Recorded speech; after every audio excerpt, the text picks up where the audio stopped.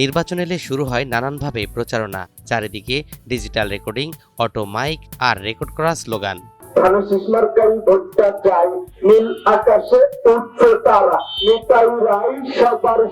এর মাঝে মাগুরার বিভিন্ন নির্বাচনে দেখা যায় একটি ছেলেকে নিজের কণ্ঠেই করছেন প্রচারণা। আর ডিজিটাল এ যুগে এসেও এখানকার প্রার্থীরা ভরসা রাখেন এই যুবকের উপর, কেননা এখানের অনেক প্রার্থী ও লোকজন বিশ্বাস করেন সাগর কাজী যে প্রার্থীর প্রচারণা করেন সেই প্রার্থী বিজয়ী হন। ইউনিয়ন পরিষদে দাঁড়াইছিল আবু মোল্লা, সে চেয়ারম্যানই নির্বাচিত হয়েছে।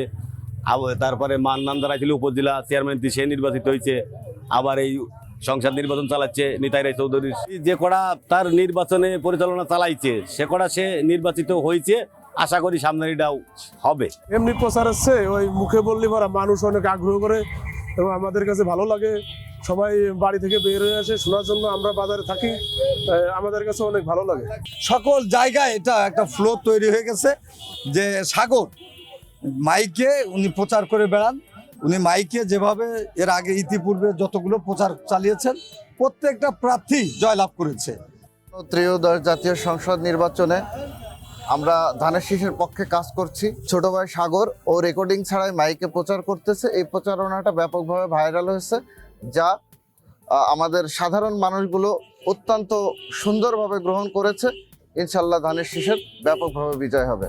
কখনো ধুলোমাখা রাস্তায়, কখনো পাকা সড়কে সাগর কাজী অটোর মধ্যে বসেই নিজ কণ্ঠে সরাসরি প্রচারণা চালান। ছুটে চলেন গলির পর গলি, বাজার থেকে বাজার, পাড়া থেকে মহল্লায়। রেকর্ডিং ছাড়া সাগর কাজীর এই প্রচারণা সবার নজর কাড়ে।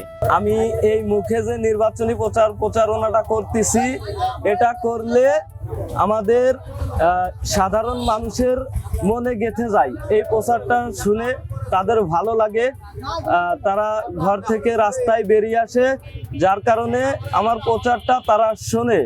এই প্রচারের মাধ্যমে আমাদের অনেক ভোট বেড়েছে, ইনশাল্লাহ সামনে আরো বাড়বে। অটোর ভেতরে বসে সাগরের উচ্চারিত কণ্ঠ আবার কি কারো ভাগ্য গড়ে দেবে? সে প্রশ্নের জবাব মিলবে কেবল ভোটের দিন। ততদিন পর্যন্ত চলবে কণ্ঠের প্রচারণা, চলবে প্রতীক্ষা। নীল আকাশে উঠছে তারা, নিতাই রায় সবার সেরা।